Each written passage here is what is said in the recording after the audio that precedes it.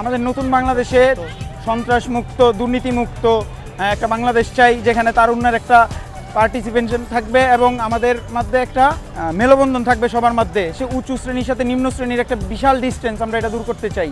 আমরা এরকম একটা বাংলাদেশ চাই। আমরা চাচ্ছি বাংলাদেশটাকে যাতে আরেকটু সুন্দর রূপে গড়ে তুলতে পারি, যেখানে সব মানুষ ওদের যাতে অধিকারটা পায়। এজন্য আজকে আমরা সব স্টুডেন্টরা রাস্তায় নেমেছি, রাস্তায় নেমে দেশটাকে আরো সুন্দর করে গড়ে তুলতে চাচ্ছি।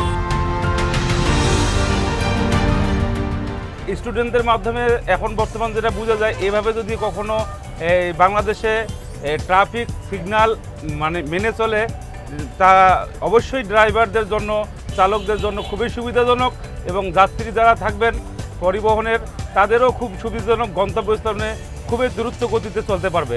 আগামী দিনে বাংলাদেশ কিভাবে গড়ে তুলতে হবে তা ওদের মধ্যে, বর্তমান স্টুডেন্ট যারা শিক্ষার্থী আছেন তাদের মধ্যে ইনশাল্লাহ আমরা খুঁজে পেয়েছি। যেভাবে এগুচ্ছে ইনশাল্লাহ দেশ একদিন চেঞ্জ হবে। স্টুডেন্টরা যে কাজটা করছে তাকে আমি পুরোপুরি সাপোর্ট করি। আমি চাই তাদের দ্বারা দেশ থেকে দুর্নীতিমুক্ত হোক। স্টুডেন্টের কাজ করতেছে, এখন দেশের জন্য খুব ভালো কাজ করতেছে।